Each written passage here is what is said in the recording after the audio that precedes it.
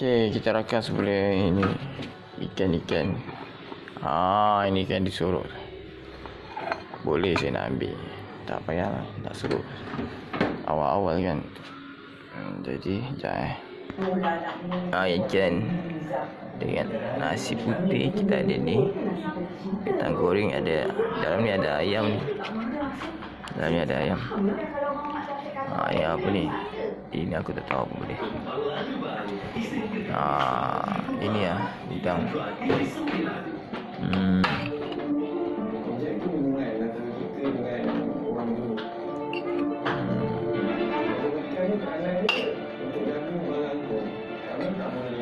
Okey, ni pagi tadi punya. Jadi sebab saya puasa saya ambil sudah pedas.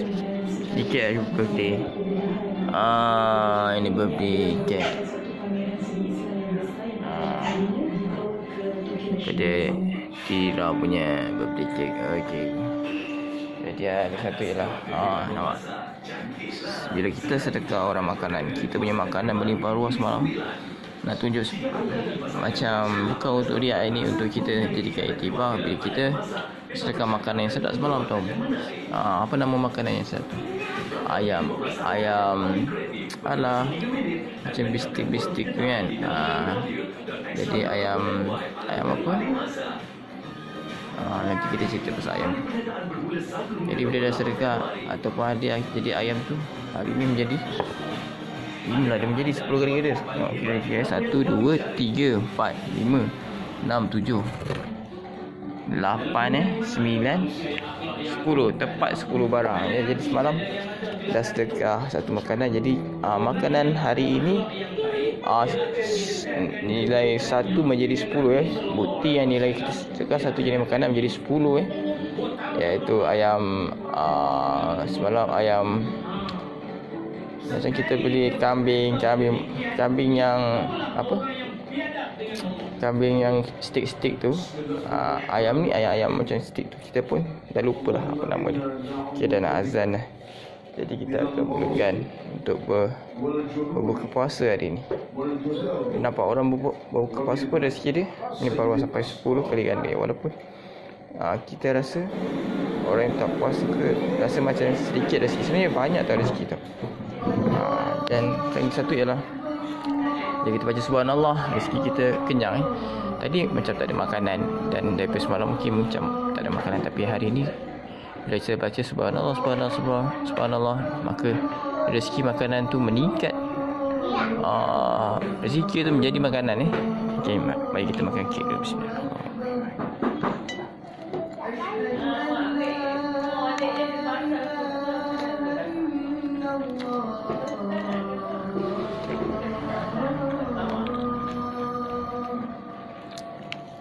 Bismillahirrahmanirrahim.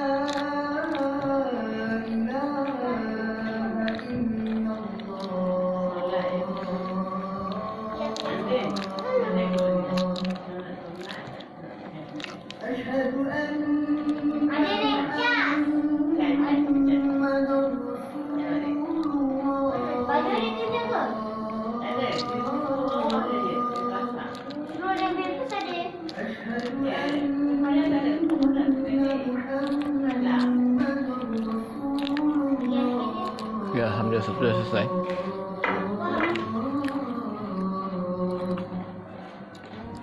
Kita nak makan dia punya mi. Iyalah sebab kita ambil pizza ni. Okey, pizza ni. Bismillah.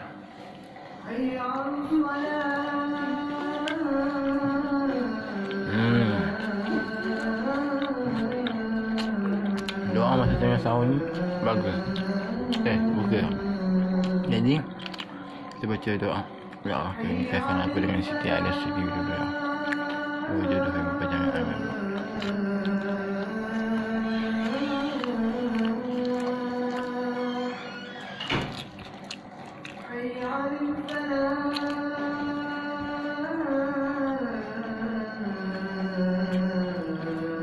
Doa untuk buka puasa lah. Allahumma lakal sumtu wa bi amatu ala rizqika afdatu bi rahmatika ya arhamar rahim.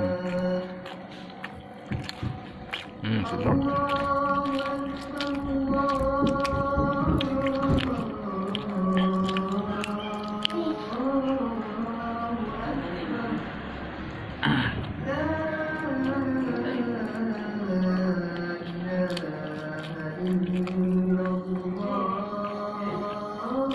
Kau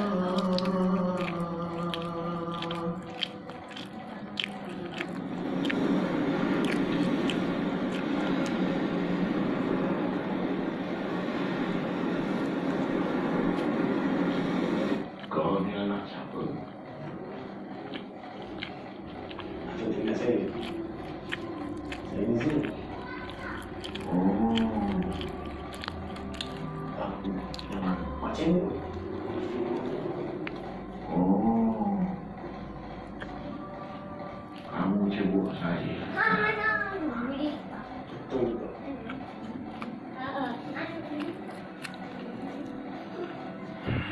Kenal orang penting. Tapi Jeffrey tu, wah, kau kenal Jeffrey ni?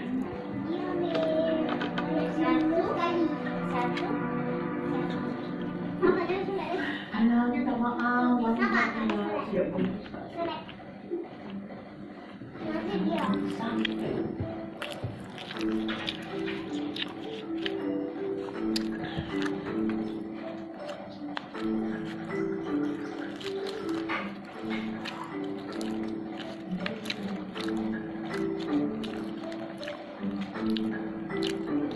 Saya kerja apa?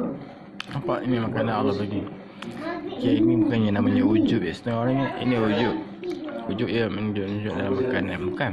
Nak tunjuk kat kalian yang jika kalian putus rezeki pada hari tersebut ataupun tahun tersebut ataupun dalam 10 tahun tu kalian putus rezeki sebenarnya kalian belum lagi putus rezeki sebab nampak mesti masih ada lagi. Jadi sebenarnya rezeki anda banyak, anda kena buat amalan yang soleh seperti subhanallah, subhanallah, subhanallah ya. Bila anda baca subhanallah, rezeki anda macam ni lah, sedap. Padahal ini tadi zikir je sebenarnya. Jadi sebab bila sudah zikir daripada awal zikir yasin daripada petang semalam dan zikir yasin daripada pagi tadi, rezeki pagi dapat ke petang dan rezeki petang dapat ke subuh esok, iaitu pagi esok bila nak bersahur. Jadi tengoklah Allah bagi kita rezeki melimpah ruah. Sedap. Cuba kita tengok pada orang yang ada masa sini. Mungkin boleh nilai kan? Betul. Orang perempuan memang suka menandakan diri. Dansa bagus. Bagus. Sudah tahu boleh jadi lagu. Apa lagi? Tunjukkanlah bakat tu. Mana tahu dari lagu tu boleh juga lagu.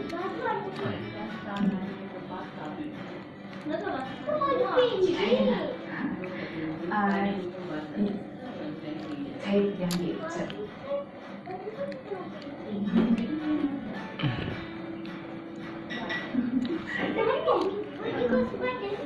Ada baru lagi. Jadi bila orang yang Allah sayang, Allah akan kurniakan dia rezeki yang melimpah ruah. Rezeki yang melimpah ruah ni seperti rezeki yang tidak akan habis, rezeki la maqtu'ati wa la mamnu'ah, yang tidak akan putus-putus. Memang banyak.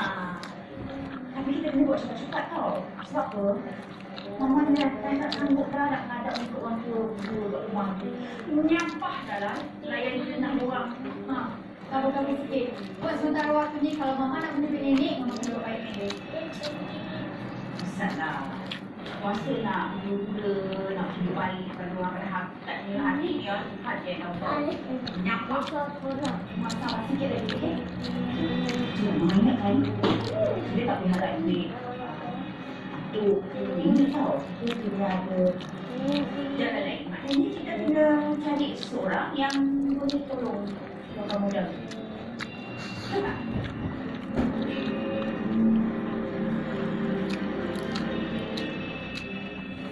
Nak apa?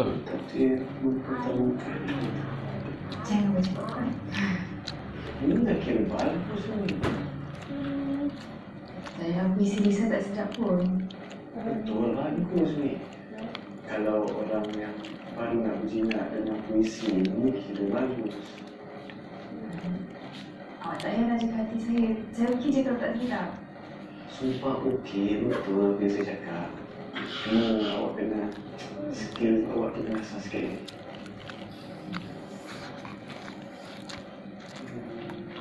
Lah, kerja lah. Dan itu puisi ni banyak puan pun. Kita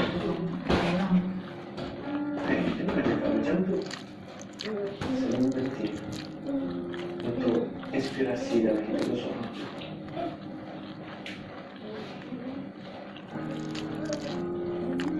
Ni, nak pergi mana? Nak bawa atuk di bilik. Nak suruh berehat. Atuk kalau waktu mana waktu dah tidur. Terima kasih dulu Yalah. Terima kasih kerana datang ya. Sama. Jadi datang selalu tengah dengan atuk. InsyaAllah. Nenek dengan Tok jaga dia baik-baik. Terima kasih. Kerana kami kata kita di bilik duduk kat bilik. Kerana pun nampak dah letih sangat Sama sini. Right. Duduk di sini, boleh kepala.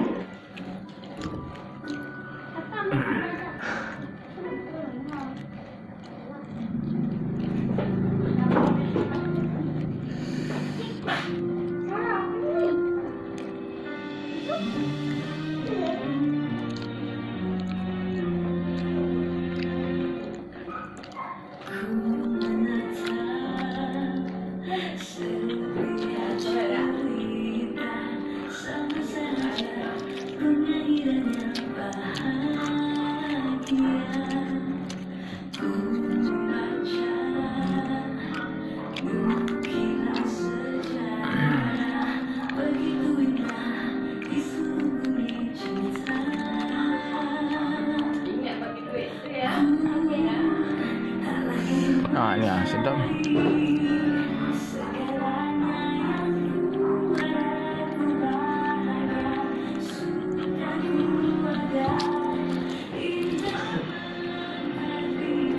Aku ni asyik ingat dan dia. Sebenarnya apa yang aku buat? Hai Anissa.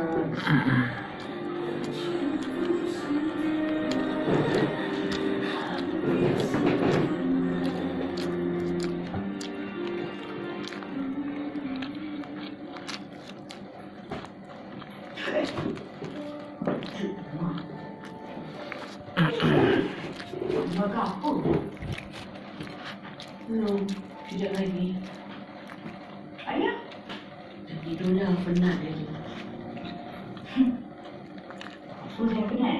Ramai tu. Tak lah. Ada tetamu tadi. Tahu. Orang tak tahu pun dia tamu. Oh. Budak yang tolong dia masa kat kedai makan dia itu. Yok dah kenyang baru je. Ahli musik. Dia buat apa tu? Komposer. Okey, Allah isteri Sofian suami Allah. Okey, ini adalah doa. Okey, yang ni nak tutup. Dia boleh automatik juga sampai habis. Okey, mudah dia. Memang kita suka yang mudah kan. Sejuk, sederhana, panas kan. Ada kekunci panas dan ada meter sejuk dan meter panas. Okey, sekian. Nampak tak sedapnya? Ada muzik pula tu masa kita makan.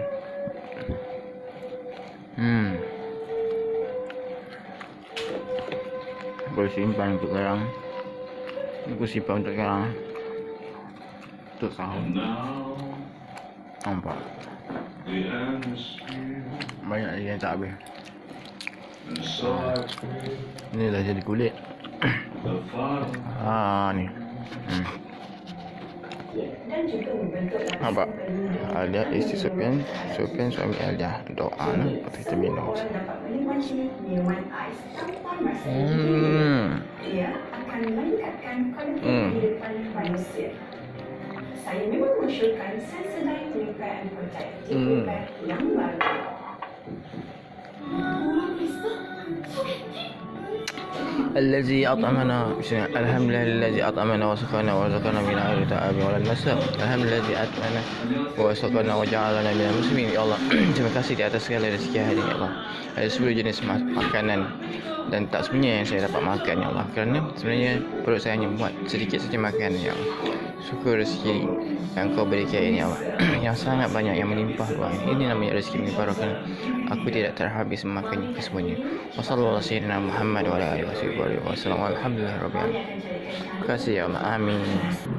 Okay, selamat datang ke Kuwait. Jadi nampaknya udara kuning tu udara tercemar, habuk-habuk macam udak bulu ke laba-laba. Bulu kucing tu akan meningkatkan dia punya warna tu jadi kuning. Maksudnya ini angin tu tiup ke arah atas. Angin tiup ke arah atas masuk ikut depan. Jadi membersihkan bilik anda ataupun ruang tamu anda dengan berkesan, ya. Kita ada lagi besar daripada ni sebelum ni, kan. Tapi kalau kita tak muat untuk cover area besar, kita akan beli 2 atau 3. Lebih kurang harga 100. Masa harga sebelum ni harga 120 macam tu sebulan. Jadi nilai dia 3 ke 4 ribu jugalah anggarannya, kan, dalam untuk sebiji.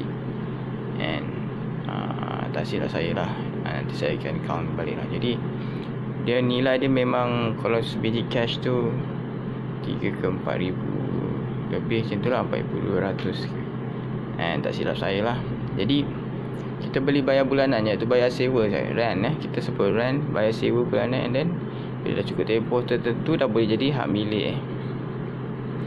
Jadi kat sini saya suka ni, sebab udara dia keluar ikut atas ni, nampak ada goncangan angin sikit, kan. Kalau kita ada kain apa, kita boleh nampak dia keluar daripada sini.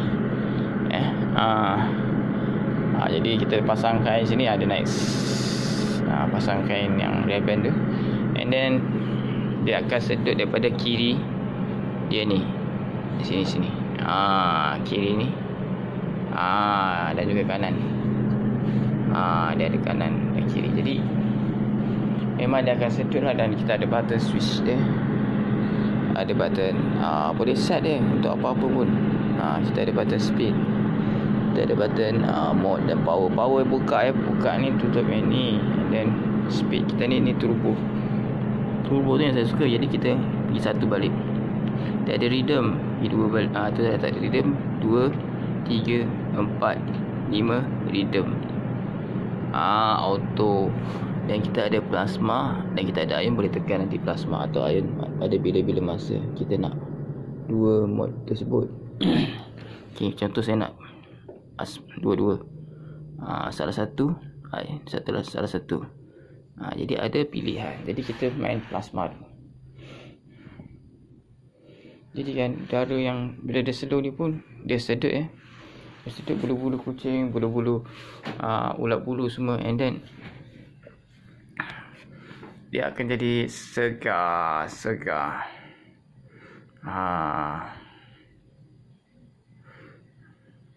Saya ada pasang aircon bila ni.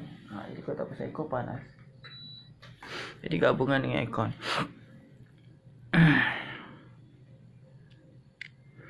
Okay, macam kita nak cerita sikit pasal ilmu bisnes lah. Hari ni rezeki saya melimpah ruah, sebab saya semalam sudah bersedekah macam makanan lah pada seseorang, and then jika anda bersedekah makanan atau hadiah pada seseorang, maka rezeki anda bertambah 10 kali ganda, paling kurang tau.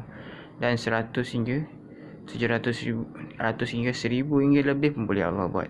Maknanya ganjaran Allah tu melebihi batasan yang sepatutnya dibagi kita pun boleh sebenarnya. Dia ada batas-batas yang dia boleh hadkan, dan dia boleh bagi tanpa had. Jadi kat situ bila anda berpuasa, walaupun anda buat YouTube, anda menunggu gaji YouTube ke, ataupun anda menunggu yang lain-lain, tapi rezeki anda setiap hari sebenarnya ada. Bila anda mengamalkan amalan yang soleh, seperti subhanallah, anda baca je subhanallah, setiap hari subhanallah, itulah rezeki akhir zaman. Jadi kita dah masuk fasa akhir zaman ni. Jadi bagi saya lebih baik anda macam corona fi buyutikum, kurunglah diri anda dalam rumah anda, kurungkan isteri anda, suami anda, siapa saja duduk dalam rumah, nak kata bekerja tu dah tak layak bekerja dah saya rasa sekarang. Tinggal berusaha, iaitu berusaha dengan doa dengan Al-Fatihah, dengan Qul Allah, kita boleh dengan Subhanallah, dengan baca Yasin Rasulullah kata bila baca Yasin waktu pagi dapat petang makanannya atau rezekinya, dan bila baca petang dapat pagi punya gaji atau makanannya. Maksud kita akan dapat duit juga, akan dapat makanan, akan dapat kekenyangan dalam bentuk sama ada duit balik makanan ataupun dengan kenyang dengan sendirinya. Itu bergantung pada tahap level seseorang itu di sisi Allah. Allah ada itu punya level untuk kita pada sisi kita, pada sisi dia. Ketakwaan kita ni pada peringkat yang mana, dan keimanan kita tu pada peringkat yang mana, jadi keisanan kita tu pada peringkat mana. Jadi kita akan di level oleh Allah. Jadi kat situ jangan takut untuk kehilangan rezeki ke apa. Bila rezeki atau pekerjaan anda itu hilang, sebenarnya Allah akan gantikan dengan yang lain. Jadi kesihatan anda hilang pun mungkin Allah akan ganti dengan kesihatan yang lain. Mungkin kesihatan tu Allah nak tarik nyawa kita dah. Kalau dah kurang kesihatan tu, kalau misal kata dah 20-30 tahun tu, mungkin Allah nak uji.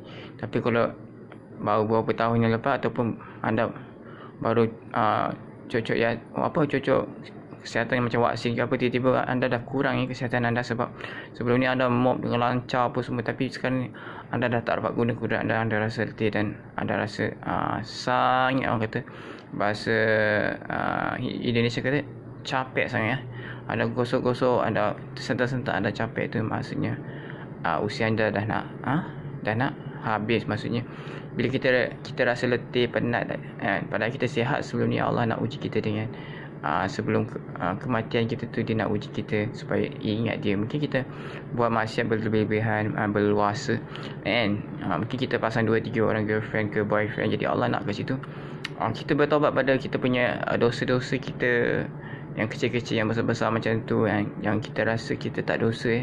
Kadang-kadang ada orang rasa tak dosa lah, baru buat 1, 2, 3 baru buat dengan boyfriend, girlfriend apa semua. Tapi sebenarnya salah sebenarnya jika kita ada suami, kita buat pada boyfriend, ataupun kita ada isteri, kita buat pada girlfriend kita, tanpa ada akad nikah.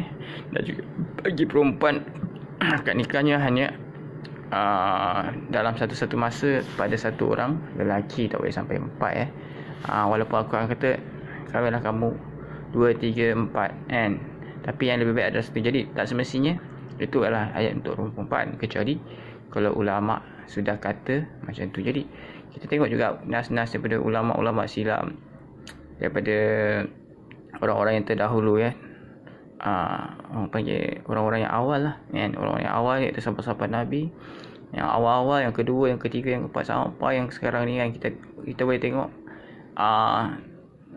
yang imam-imam kita punya ustaz-ustaz, kita punya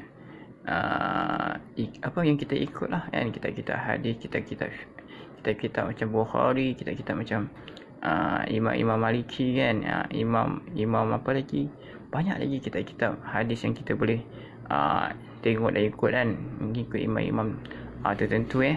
Jadi pastikan ahli sunnah wal jamaah iaitu sentiasa dalam jamaah kebenaran, jamaah Nabi Muhammad sallallahu alaihi wasallam. Jadi walaupun anda duduk rumah seorang-seorang, anda tetap dalam satu jemaah, dan solat di rumah pun anda boleh solat di rumah, dan anda boleh juga solat di masjid. Jadi kat akhir zaman ni Rasulullah pun pernah berpesan nampak sama sekarang Rasulullah boleh berpesan lagi walaupun dah 1400 tahun lebih kurang meninggalnya Rasulullah sallallahu alaihi wasallam, tapi dia adalah, pada para ulama cakap, hidup yang hakiki, maksudnya hidup sampai ke saat ini sekalipun dia punya kita nak panggil apa jadi Allah tu memelihara Nabi Muhammad sampai dia punya hadis, dia punya buah mulut dia sampai ke hari ini.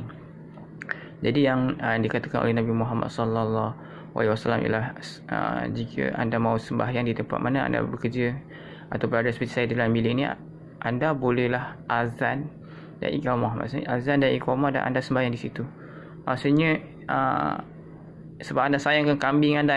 Zaman dulu Nabi kata sebab sayangkan kambing. Saya sayangkan saya punya video ni, saya punya YouTube ke apa kan, saya sayangkan sebab saya suka. Jadi saya boleh sembahyang kat rumah seorang-seorang. Ini pun di waktu apa, corona fi buyutikum, kuranglah diri anda di rumah-rumah anda. Jadi kat situ ayat 33 Al-Ahzab dah suruh yang duduk di rumah tu lebih baik daripada pergi ke masjid, sebab ada fitnah-fitnah lagi besar. Walaupun ada dibenarkan pergi berjamaah, sebenarnya dah ada fitnah kan.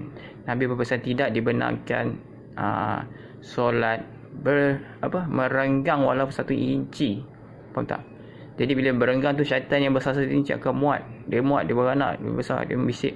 Dan membisikkan tu yang kita tak nak, dia membisikkan dalam hati kita. Jadi bila kita jarak yang agak besar dengan kawan sebelah kita, itu maknanya syaitan yang gemuk, yang kalau nak kata raja-raja syaitan lah duduk sebelah kita, sultan-sultan syaitan. Jadi dia membisik-bisikkan kita dengan macam-macam waktu kita sembang berjemaah di masjid. Jadi itu akan menyebabkan solat kita pun boleh terbatas sebab dia membisik-bisikkan.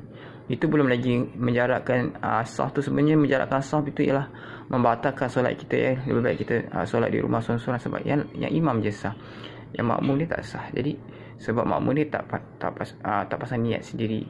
Kalau pasang niat untuk solat-solat sendiri tu dah boleh sah. Tapi sebab makmum ni niat dia ikut imam, tetapi bila dia tidak ikut imam, dia solat seorang-seorang. Sebab apa? Dah pergi berjemaah pun solat seorang-seorang, lebih baik dia solat jarak-jarak di dalam rumah. Jadi tidak mendatangkan fitnah akhir zaman, iaitu melawan kata-kata Rasulullah. Luruskan saf. Apa guna ulama Islam cakap luruskan saf kan? Apalah ayat dalam bahasa Arab yang dia kata sila rapatkan saf, sunyi solat kamu tidak terima bila kamu ada renggangan sedikit pun. Maksudnya kat situ tidak diterima tau. Kalau kita tengok ada hadis yang mengatakan sila rapatkan saf solat. Kenapa Nabi sampai dia tekankan saf? Sebab itulah senjata orang Islam, iaitu rapatkan saf, mengampunkan dosa bila sentuh bahu ke bahu kan. Bahu seorang ni bahu dia bau ketiak busuk ke kan, yang seorang wangi, jadi dia mengizinkan ketiak wanginya dia sentuh oleh orang yang ketiak busuk. Jadi kat situ pengampunan dosa, kat situ dah ada pengampunan dosa bila dia orang reda. Jadi bila macam tu, bila kita jarak jauh ni, kita ego seorang-seorang, kita seorang-seorang ego berlagak kan. Jadi kita tidak rapatkan saf kita tu. Kita berlagak, kita ni sombong sebab kita solat seorang-seorang. Kita tak nak bersentuh dengan orang. Macam kita ni raja yang hebat. Maksudnya kita ni seorang-seorang pun kita dah anggap diri kita terlampau agung. Maksudnya itu ego orang panggil apa dalam istilah solat ni, kita ujub kan. Kita ujub pada orang sebelah kita. Dah ada dosa ujub sebab kita tidak bersentuh dengan kita ni. Baru lepas mandi wangi-wangi, orang sebelah pula macam cleaner, bau badan busuk ke apa, kita tak nak rapat-rapat dengan dia. Itu pasal kita dapati kat surau-surau tak ada cleaner yang solat di dalam surau, sebab dia rasa bau dia busuk dan kotor, dan orang pandang dia najis ke apa kan. Jadi kat situ cleaner terus tak nak solat. Jadi kat situ kita dah menyebabkan orang tak solat. Kita dah berdosa, tanggung dosa cleaner yang tak solat ni. Jadi bukan ujub saya cakap ni bukan ujub. Saya pun ini pun nak kata sihat tak berapa sihat kan. Jadi tubuh badan kita sendiri, saya sendiri macam saya menyampaikan ni supaya ada orang tahu ilmu-ilmu yang banyak lagi yang tak disampaikan pada orang-orang tidak pergi ceramah agama, tidak membaca makalah agama, majalah, buku-buku agama, kitab-kitab agama, tidak jadi ustaz, tidak jadi bersekolah di sekolah agama, walaupun sekolah tapi tak hafal, tak ingat. Saya menyampaikan semula. Jadi saya sampaikan semula. Jadi anda yang pernah sekolah agama ni, orang kata faham sedikit sebanyak jangan anda ego, anda tak solat agama, anda pergi tujuh anda pergi solat berjemaah, tetapi anda mengherdik orang-orang yang solat duduk, solat baring, solat tidur tak ada, solat baring pakai mata, pakai tunduk macam tu je kan, untuk solat sujud semua, sebab dia orang sakit sebenarnya. Jadi bila dia orang keluar tu, sebab apa dia orang sihat? Sebab Allah yang memelihara sebenarnya dah lama patutnya orang-orang sakit ni meninggal dunia, tetapi Allah memanjangkan usia dan memberi energi Allah jadi tenaga Allah pada mereka yang boleh kesana kesini, sebab untuk menyampaikan wahyu-wahyu Allah ni, untuk menyampaikan lagi hadis-hadis Nabi SAW pada semua manusia. Jadi dia hidup hebat tu walaupun dia tengah sakit tu, sebab Allah yang jadikan dia hidup hebat tersebut. Dia boleh berjalan kemari, terbang sana sini, nampak boleh terbang tu. Dia sakit solat pun dia duduk, tapi macam mana dia boleh terbang ke sana kemari? Sebab apa? Bila kita dalam keadaan yang macam tu, saya boleh katakan yang orang ni dipilih Allah lah. Maksudnya orang yang sakit boleh hulu kilir itu bukan istidraj. Sebab apa? Bila kita tengok istidraj ni ialah untuk orang-orang yang negatif, seperti orang yang dah tak nak agama Allah sebenarnya. And jadi orang yang terlampau berdosa seperti Fir'aun. And jadi kalau orang tu ada kelebihan, kita jangan panggil dia istidraj. And jadi kita panggil dia itu kelebihan yang Allah kurniakan pada orang-orang baik, seperti Nabi-Nabi dulu. Lepas tu sahabat-sahabat Nabi, iaitu wali-wali Allah. Jadi kita panggil dia karamah. Kalau zaman sekarang ni dah tak ada wahyu, dah tak ada kelebihan-kelebihan lain, kita panggil dia ilham dan karamah. Jadi orang-orang yang macam ni selalu dapat ilham dan karamah daripada otaknya sendiri. Maksudnya Allah tu passing terus kat dia maklumat-maklumat tentang agama tu, dan tepat. Kita boleh semak dalam kitab, memang tepat yang dia cakap, sebab dia pernah baca, dia pernah belajar dan dia ingat, dia hafal. Dan dia suka agama. Kalau dia tak suka, dia mungkin dah buang dah.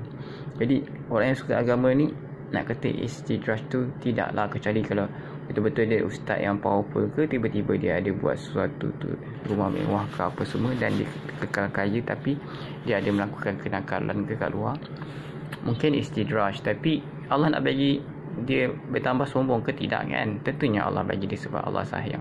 Tapi istidraj ni Allah nak bagi supaya orang tu lagi hancur. Misal kata macam Fir'aun, lagi kaya Allah nak bagi dia hancur. Tapi kalau orang beriman lagi kaya, kemungkinan besar memang bukan istidraj, sebab Allah memang nak bagi kaya, mewarisi pada orang-orang yang Islam, yang menjaga sembahyang, memberitahu orang pasal sembahyang, memberitahu orang lain pasal ilmu yang dia tahu, iaitu ilmu-ilmu agama, hadis, Al-Quran. Ingat mengingati. Jadi kat situ, walau bagaimanapun orang-orang yang menyokong agama ini ada terletak dalam surah-surah tertentu nama mereka, orang yang menolong agama Allah. Kita boleh tengok ada dalam surah-surah tertentu orang yang menolong agama Allah ni, kan? Yang apa orang kata, untuk agama Allah ni dia orang bersuara, dia orang melakukan kebaikan, dia orang melakukan penasihatan kepada mukmin ataupun muslimin yang lain, dan menyaport, dan kita juga ingin merekrut orang Islam yang baru. Maksudnya orang yang belum Islam kita rekrut, maksudnya kita menyampaikan wahyu Allah ni pada orang-orang, menyampaikan Al-Quran dan hadis, dan juga apa yang berkenaan dengan Islam ni pada orang-orang yang baru nak masuk Islam, yang belum lagi masuk. Jadi kat situ kita sentiasa menyampaikan, kita sentiasa, walaupun di zaman yang sangat menguji kita ni, kita akan menyampaikan dan menyampaikan lagi. Walaupun adik-beradik kita benci, walaupun ibu bapa kita benci kita, sebab kita ni orang kata kuatlah dalam agama sebab sekolah agama lagi, dan menyampaikan agama walaupun dah tua, umur 44, 45 ni, dan sudah badan pun sudah uzur, dan orang rasa kita ni tidak Islamik ke, sebab kita bersederhana dalam segala hal, and then bila kita sampaikan sesuatu, orang tak percaya, padahal kita tu baru aja baca Al-Quran, tafsirannya tadi, dan ada dalam tafsiran tersebut, dan tidak dipercaya oleh orang ramai yang kita jumpai, ataupun ibu bapa kita dan adik-beradik. Itu yang penting kita sampaikan aja. Maksudnya Allah tak buka pintu hati mereka, seperti mana dulu Nabi Nuh, isterinya Allah tidak buka pintu hati isterinya untuk menaiki kapal. Padahal isteri-isteri seorang Nabi biasanya waliullah juga, maksudnya wali Allah. Tapi kemungkinan dia nak tunjukkan yang Allah ni, mungkin dalam cerita Allah ni nak tunjukkan yang isteri pun boleh tidak taat, isteri Nabi pun boleh tidak taat pada Nabi. Jadi zaman sekarang nak tunjukkan yang mana-mana orang yang menyampaikan agama, jika isterinya pun menolak agama awal-awal, jadi serahkan pada Allah urusannya untuk memberi hidayah huda, ataupun huda petunjuk, imam petunjuk, Imam Mahdi. Jadi Imam Mahdi pun boleh nanti akan bagi petunjuk kepada mereka, dengan kedatangan tentera Mahdi dan juga pengikut-pengikut Mahdi yang mereka ataupun dari awal men-setupkan untuk tentera Mahdi. Boleh jadi tentera Mahdi ni angin, ribut, hujan, banjir, tanah runtuh, kerunsur ke bumi. Itu antara tentera Mahdi. Mahdi pula, nanti bangga pula Mahdi dalam bentuk yang bukan manusiawi. Sebenarnya yang bukan manusiawi itu ialah malaikat, sebab malaikat penjaga ribut, banjir, hujan. Jadi bila anda kena banjir dan hujan, anda jangan salahkan Allah bagi malapetaka. Sebenarnya itu bukan malapetaka, itulah malaikat-malaikat yang menjaga banjir tersebut, yang menjaga angin, yang mengikut kata Allah bulat-bulat, yang datang sebagai tentera angin, yang membantu kamu semua untuk bertaubat. Maksudnya dia nak kita semua bertaubat. Bukan hanya awak je yang terkena musibah ataupun malaikat yang membawa banjir tadi kan. Tapi itu ialah kerana Allah memberi arahan. Jadi di atas dosa-dosa orang-orang tertentu yang menganiaya orang-orang tertentu yang mungkin time penting kat Malaysia ni tidak vaksin, maka diorang menganiaya orang yang tidak vaksin ni satu kesalahan yang besar. Bagi saya, jika anda menganiaya orang-orang yang tidak vaksin ni, anda seperti menjerumuskan diri anda pada malapetaka, bala yang besar. Sebab doa-doa orang yang tak vaksin ni diterima Allah kerana dizalimi kan, dan dia orang menjaga kesucian diri mereka dari darah-darah yang kotor. Maksudnya mereka tak nak benda-benda kotor masuk dalam tubuh mereka. Itu pasal mereka tidak mewaksinkan diri mereka sendiri.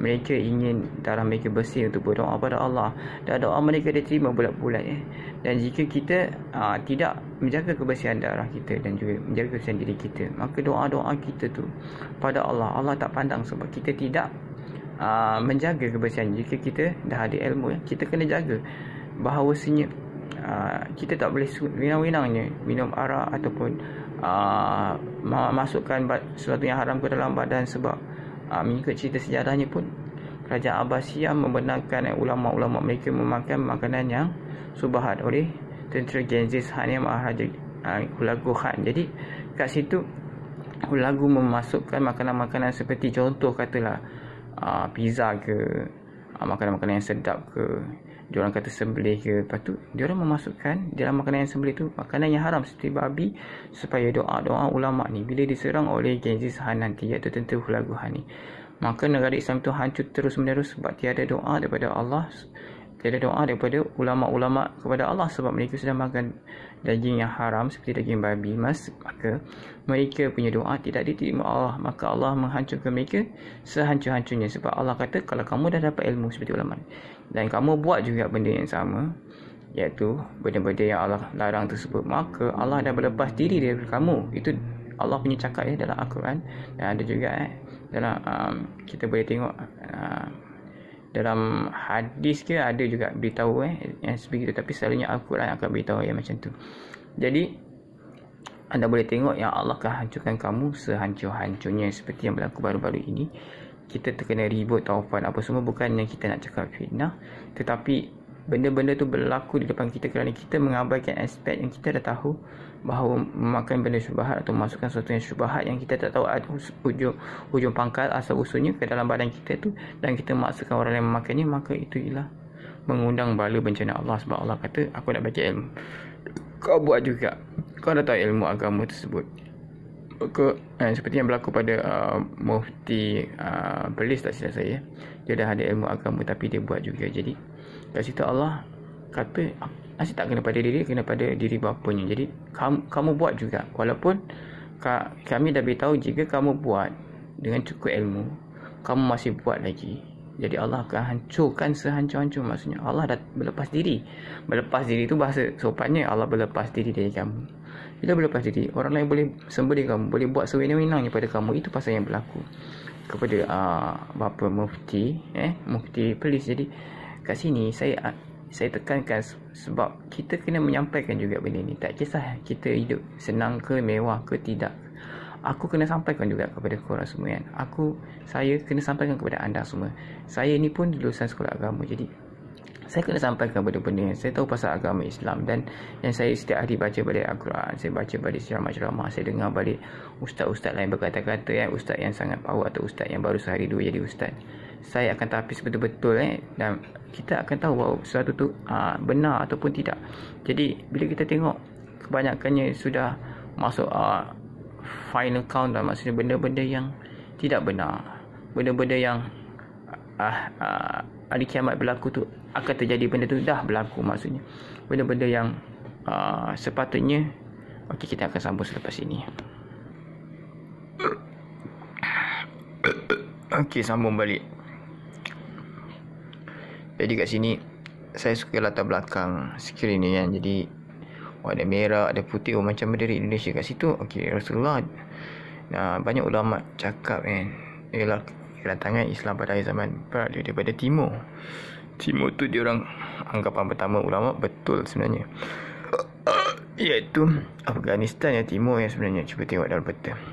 Sebelahnya ialah Pakistan. Jadi dua ni bersantung sebenarnya jadi sebuah negara yang memang macam bentuk dah hampir bulat dah. Maksudnya sebelum ni dia macam potongan kek dua negara ni. Jadi ini dua negara ni akan membantu Islam akhir zaman juga. Lepas tu kemungkinan dia akan mara sampai ke India, and then Rusia akan bantu, dan kemungkinan besar senjata-senjata mereka semua dapat daripada India, ataupun dia orang akan dapat senjata daripada Rusia.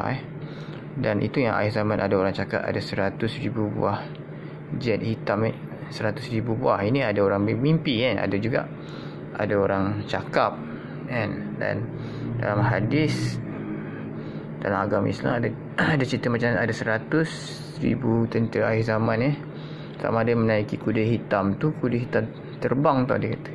Macam tu lah. Jadi ini sama ada orang-orang biasa bermimpi ataupun ada orang membawakan hadis Jadi dia orang kata ada lebih kurang tentera Islam ni ada 100,000 lah. Dari pihak musuh pun lebih kurang ada banyak juga sebenarnya. Jadi kat situ kita boleh tengok kalau 100,000 ataupun kalau 1,000 je, banyak ada 1,000 buah pesawat tempur lah. Kan pesawat tempur kan berwarna hitam. Yang kuda tu terbang, yang mula-mula dekat bawah. Kuda tu naik terbang. Biasa kuda warna hitam betul. Hitam putih. Biasa kita tengok pesawat tempur pun semuanya warna hitam dan putih. Jadi akhir zaman mereka akan merebak daripada Afghanistan ke Pakistan dan ke India dan terus ke ada Rusia, sebab kita bersekongkol dengan kerajaan Kristian Ortodoks kerajaan yang sembah satu Tuhan iaitu Rusia. Rusia tu Arya tu Ru tu kerajaan Rom lah. R tu Rom. Jadi dia Rom yang asal, yang original sebenarnya. Jadi kita hari tu tersilap merampas Hagia Sophia daripada mereka ni. Itu kebanggaan mereka Rom yang sembah satu Tuhan.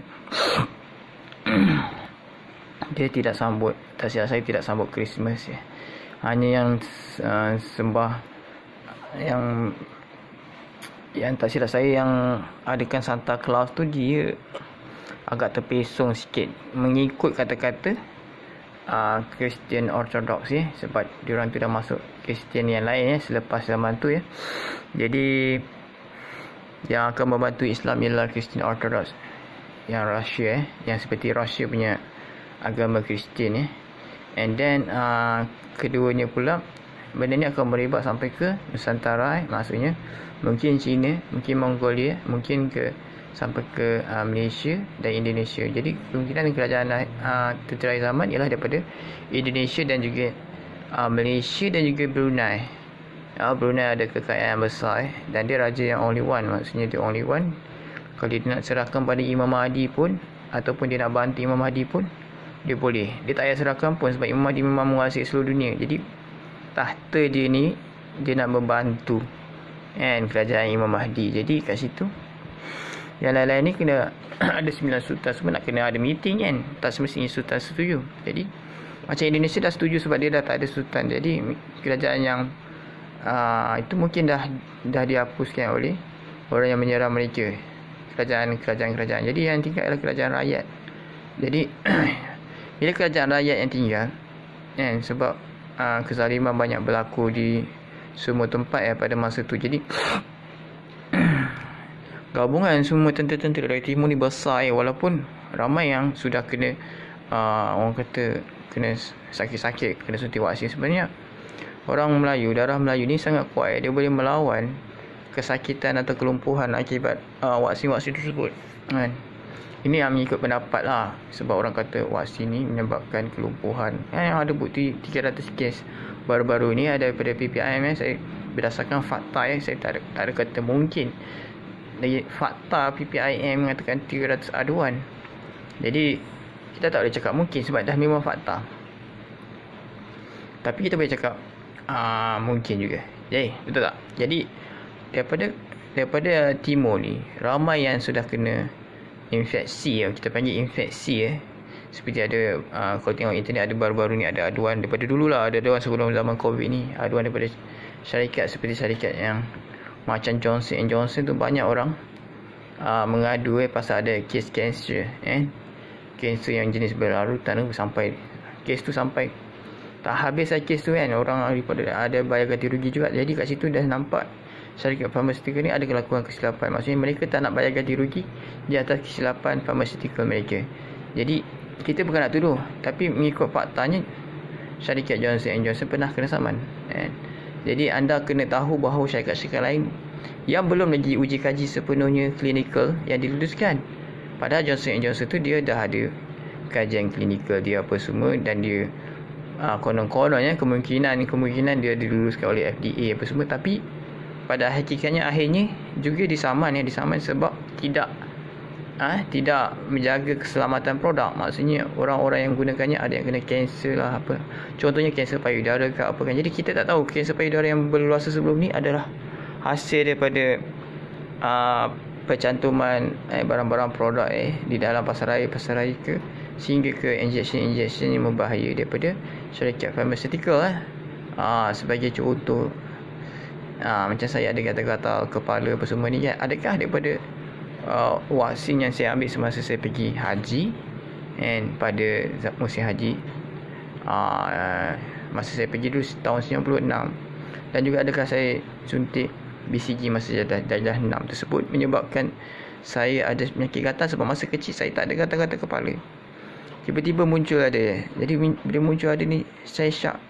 Saya tak adalah kata syak, tapi saya syak memang benda-benda yang dicucukkan ni tanpa sebab Kenapa boleh cucuk bila kita tak sakit ataupun kita boleh makan makanan Islamik kita dan makanan Melayu kita banyak seperti habatus sauda kan, ulam-ulam hutan makanan-makanan buah-buahan yang memang untuk mengelakkan penyakit-penyakit berbahaya.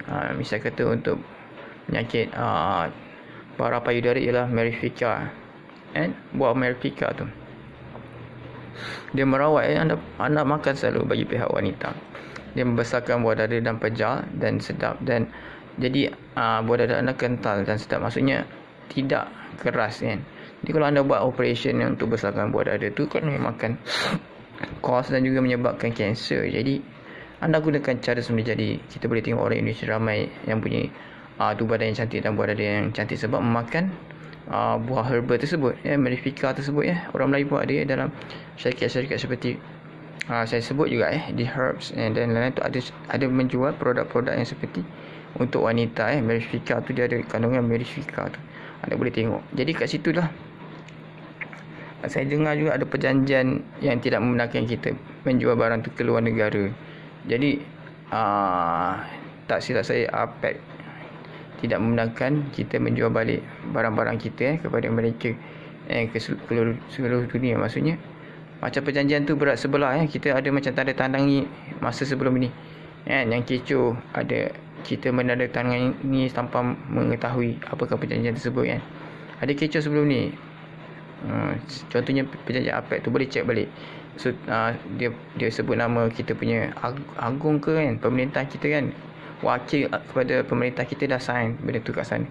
Jadi itu yang kita mungkin kita tak boleh tolak apa yang berlaku sekarang ni mungkin dah ada perjanjian. Jadi kerajaan kita tak boleh nak tolak pasal mungkin pasal vaksin tersebut Ini semua kemungkinan ini semua saya sebut sebagai teori-teori awal bukan saya kata tepat pun, tapi anda boleh semak balik dan anda kena tracking balik semua maklumat yang sebelum tahun 2020 ni supaya anda tahu macam mana jalur ceritanya Jadi saya memang tracking habis daripada dulu saya memberi surat khabar, saya baca makalah, saya baca pasal Boeing 777 dibeli dan dalam utusan tu tulis tepat kat dalam muka surat depan tu ada remote control. Jadi maksudnya sebuah kapal terbang yang ada remote control. Anda tahu sebuah kapal terbang yang ada remote control ni amat berbahaya. Saya tengok daripada awal saya boleh fikir kenapa ada remote control. Orang ke atas tu kita boleh remote control kan, bahayalah. Betul, kalau kita naik kereta orang kontrolkan kita ke mana kita pergi kan bahaya kita nak pergi masjid dia bawa pergi contohnya pergi tandas pergi gereja orang nak pergi, aku nak pergi masjid tapi kena pergi gereja jadi kat situ amat bahaya sesuatu yang ada remote control saya suka cakap melompat-lompat ni supaya kamu faham konsep dia setiap satu tu, sebab seorang Gemini memang akan cakap melompat yang saya sudah biasa. Jadi kat sini saya explain yang anda kena ada pemikiran kajian saintifik pemikiran anda tu saintifik terus. Anda tak perlu masuk lab pun. Tetapi anda berfikir secara saintifik, secara logik akal dan fakta, apa yang berlaku di sekitar anda buat waktu jangka masanya berlaku 10 tahun. Nampak tak kesan daripada Boeing 777 tu 10 tahun baru hilang satu pesawat. Satu pesawat je hilang, tapi lepas tu ada beberapa pesawat yang mungkin jenis lain yang hilang ataupun rosak ataupun terbabas di udara. Asia saya kata tak silap selepas tu. Tapi sebelum tu ada banyak syarikat-syarikat daripada Indonesia yang menjunam juga dia punya kapal terbang. Jadi kat situ saya dah tengok kat sini rupanya ada remote control utusan. Cuba tengok utusan 10 tahun sebelum berlakunya kes tersebut.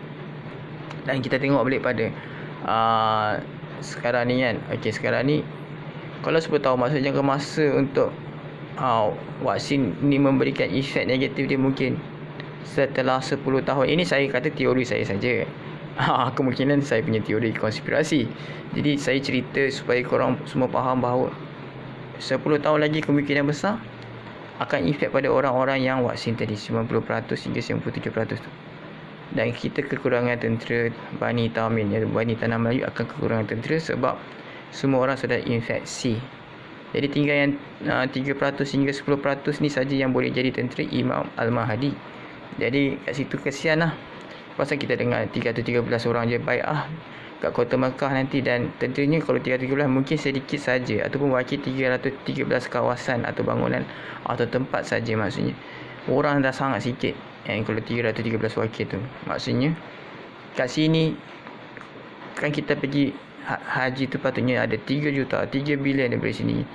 Macam mana boleh sampai 313? Ismi ramai yang dah mati atau cacat atau dah tak nak pergi berjuang sebab dah sesak nafas macam ni. Kena resdung kan. Perempuan cantik semua dah rambut dah tak cantik, dah gugur, botak ataupun buah dada dah kena cancer. Jadi orang dah tak nak pergi berjuang suami-suami diorang semua frust, and then ada suami yang dah mati mati pucuk, dah tak boleh beranak sebab kesan-kesan sampingannya 10 tahun, biasanya 10 tahun.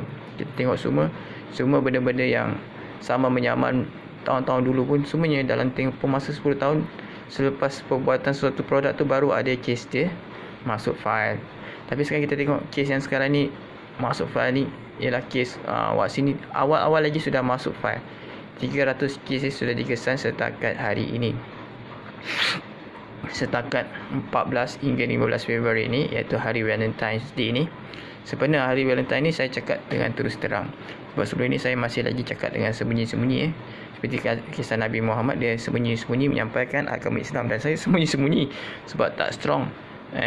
Tak cukup orang kata backup Islam, pasukan Islam, maksudnya tentera yang tidak bersenjata lah. Tentera akhir zaman yang tidak bersenjata tak cukup backup untuk backup saya. Maksudnya bukan tentera yang bersenjata, tidak. Kita dalam Islam ni kita pakai sikit je untuk apa-apa, la ilaha illallah Muhammadur Rasulullah kan. Lepas tu pakai subhanallah. Tentera kita itu je. Lepas tu kita doa, astagfirullahaladzim, ya Allah turunkan hujan. Tentera kita ialah hujan, ribut, banjir tu semua tentera. Jika orang ananya tentera-tentera macam kononnya kita akan set up tentera Imam Mahdi ni pada akan datang mungkin 10 tahun lagi kan. Bila huru-hara sudah berlaku, barulah set up tu naik. Ada orang dah ajar anak-anak mereka memanah, berkuda dan berlari, berenang. Berenang tu semua tentera Al-Mahdi yang pandai berenang, yang pandai memanah, pandai berkuda. Jadi 3 bangsa yang pandai menggunakan senjata, kuda dan renangan. Jadi orang-orang ini yang akan jadi tentera kepada Imam Mahdi.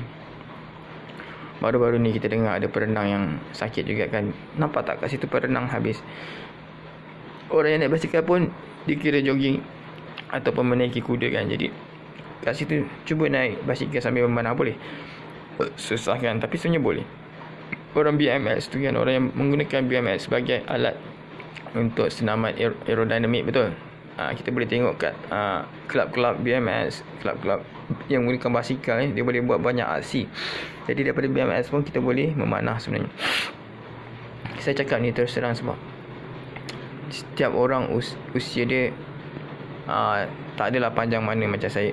Usia saya tak adalah panjang mana. Saya sepatutnya dah meninggal dunia umur 44. Dah masa 45 saya selamat 1 tahun. Sebab apa? Bapa saya umur 44 dah meninggal. Maknanya genetik saya umur 44 meninggal. Tetapi bukan sebab genetik awal. Sebab masa tu bapa saya sudah inject untuk keluarkan tulang sumsum, iaitu tulang tulang waksinya, iaitu tulang sulbi adalah tulang waksi ni. Waksinya sudah dikeluarkan, jadi dia tak dapat defend untuk penyakit yang dia alami tersebut, penyakit misteri. Jadi kat situ tu yang kata, bila kita pergi ke pihak hospital, biasanya orang-orang akan mati di dalam tangan pihak hospital, ataupun sudah dah nazak dah, sudah dicacatkan, akan dihantar balik.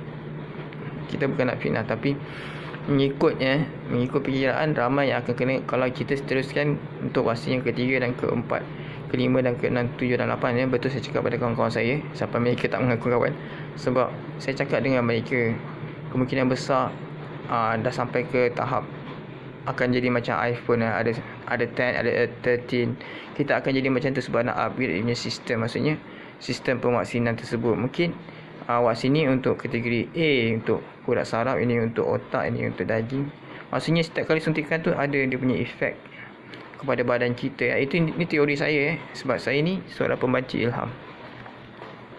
Jadi bila kita masukkan, daging kita mungkin hancur-hancur. Lepas tu nanti esok kuku tertanggal. Lepas tu bagi perempuan buat dah ada payudara tertanggal, jadi dah tak cantik, jadi lelaki akan tolak mereka. Itu pasal ada permulaan zaman J, perempuan dah tak ada payudara ke apa kan. And then lepas tu rambut-rambut perempuan tadi yang cantik gugur, jadi dah tak cantik. Lelaki dah tak ada minat pada perempuan, sebab mungkin sudah diubah genetik dia, ubah genetik. mRNA itu mengubah genetik. Jadi ubah genetik, kalau bukan anda, maknanya yang seterusnya, iaitu anak-anak anda diubah genetik menjadi G. Ini teori konspirasi saya. Saya nak cakap sebagai teori konspirasi saja. Maknanya kemungkinan bukannya saya kata benda ni betul-betul fakta. Saya tidak ada membodohkan siapa, tapi ini untuk ideologinya, seperti ideologi yang ada berlaku, ideologi demokrasi, komunis, politik kan. Jadi kita ada banyak ideologi. Kita boleh ikut mana-mana ideologi yang kita nak, seperti demokratik apa semua. Tapi sebenarnya ideologi yang paling hebat yang Allah dah ciptakan ialah agama Islam tu, ialah satu ideologi tentang ketauhidan yang tepat. Tapi ramai berbalik kepada ke belakang sebab mereka sangat bijak. Sebenarnya anda boleh fokus pada satu ideologi je, iaitu agama Islam. Agama Islam dibawa oleh Nabi Muhammad SAW, iaitu ideologi berkonsepkan satu Tuhan. Dan percaya bulat-bulat Tuhan tu dan Nabi Muhammad itu pesuruh Allah yang menyampaikan segala wahyu yang ada ni, bukan untuk zaman dia saja. Zaman dia tu cuma petugas marketing dia. Zaman sekarang ni, marketing yang zaman dulu nak bawa ke zaman 1400 tahun selepas kelahiran dia tu, 1443 tahun 44 tahun ataupun 45 selepas kehadiran hijrah Rasulullah yang pertama ini tahun hijrah bermula 5 atau 10 saya tak salah saya, selepas Nabi dijadikan Nabi, ditabalkan jadi Nabi. Nampak kat situ mungkin dah 1445, dah 1450, maknanya kita ada 50 tahun lagi untuk hidup. Maknanya 10 tahun ni 10 tahun yang sengsara. Jadi yang 40 tahun tu, 40 tahun selepas sengsara tu Nabi Isa turun dah selamatkan kita. Kita boleh hidup 40 tahun dengan aman, bahagia, seperti keluarga bahagia. Ada tulis dalam banyak makalah-makalah ustaz-ustaz dan agama Islam menulis 40 tahun bersama Nabi Isa tu ialah 40 tahun yang aman, damai. Kemungkinan dengan Nabi Isa dan juga dengan orang yang menjaga pada akhir zaman tu. Jadi semua pasal agama boleh tanya direct kepada Nabi Isa, sebab Nabi Isa ialah di bawah pentadbiran penghulu kita, iaitu Nabi Muhammad sallallahu alaihi wasallam. Jadi dia umat Muhammad juga dan dia adalah nabi. Jadi dia boleh menyampaikan sesuatu yang kita tak tahu sebab nabi-nabi masih boleh dapat direct daripada Jibril, betul.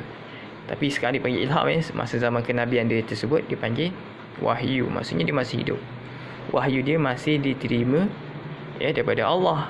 Pasal wahyu tu Allah mewahyukan dia menyerang Dajjal di menara di menara putih. Maknanya Nabi Isa turun kat situ dengan turun daripada sayap malaikat.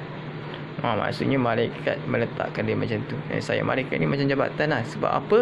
Sebab dia orang yang pegang ilmu kan. Ulama akhir zaman cakap, siapa yang pegang ilmu ni, cari ilmu, malaikat meletakkan sayap. Jadi malaikat meletakkan sayap ni sampai ke bawah ni, dan dia boleh turun mengikut sayap tersebut. Kat situ siapa yang macam pegang ilmu, macam saya pegang ilmu pun boleh duduk di atas sayap malaikat. Saya berada sentiasa alhamdulillah di atas sayap malaikat. Jadi azan isyak nak berkumandang, mari kita dengarkan bersama-sama ataupun saya boleh pause video. And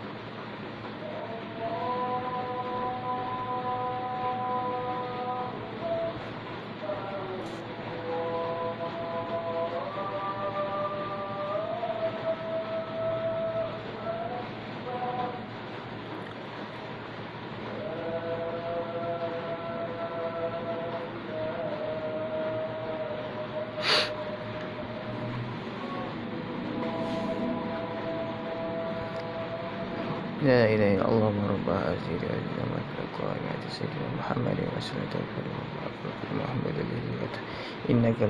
Okey ya, sambung semula. Jadi kita ada vaksin-vaksin dalam Islam, iaitu 40 penyakit berbahaya, iaitu boleh dimusnahkan oleh satu vaksin yang bernama Habatus Sauda. Inilah vaksin kita yang paling hebat dalam sejarah Islam, yang boleh menghapuskan 40 penyakit. Kecuali kalau dah sampai azan kita baca ni, dah sampai ajalnya. Tapi usaha dengan 40 penyakit ni punya vaksin dia itu dia boleh hapuskan penyakit-penyakit bahaya seperti kencing manis, darah tinggi, jantung, and apa-apa saja yang merosakkan saraf, diabetes apa semua. Sebab apa? Habatus Sauda ni minyak yang sangat istimewa. Sejenis biji hitam yang bila tumbuh-tumbuh tu dia hasilkan minyak.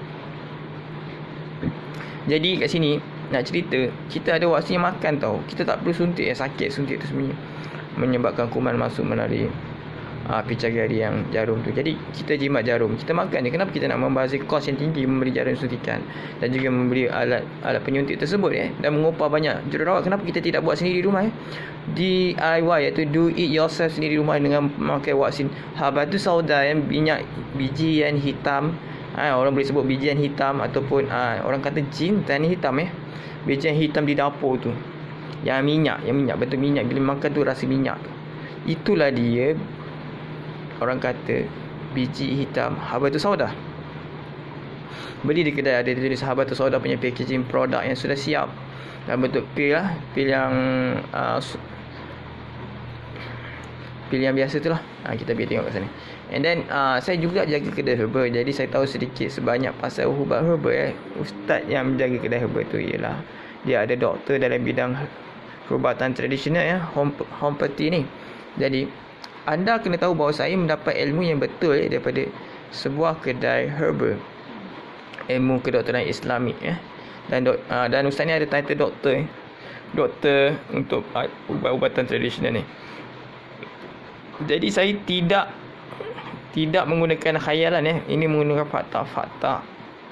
Dan memang saya dah diajar di kedai herba tersebut tentang ubat tersebut, ubat-ubat yang lain tu. Jadi biji hitam, okey, bila kita nak cerita pasal kanser, biji anggur itu lagi best. Sebab saya memang suka makan biji anggur sekali dengan anggurnya. Kismis tu biji anggur, dalamnya ada biji crack, sedap. Makanlah buah anggur, anda gigit biji dia yang fresh kan. Buah anggur fresh tu memang anda akan rasa macam kismis. Kismis tu dah biji anggur. Kismis tu daging anggur tu sekali dengan biji anggur. Jadi kat situ alhamdulillah saya tak ada kanser. Padahal darah daging saya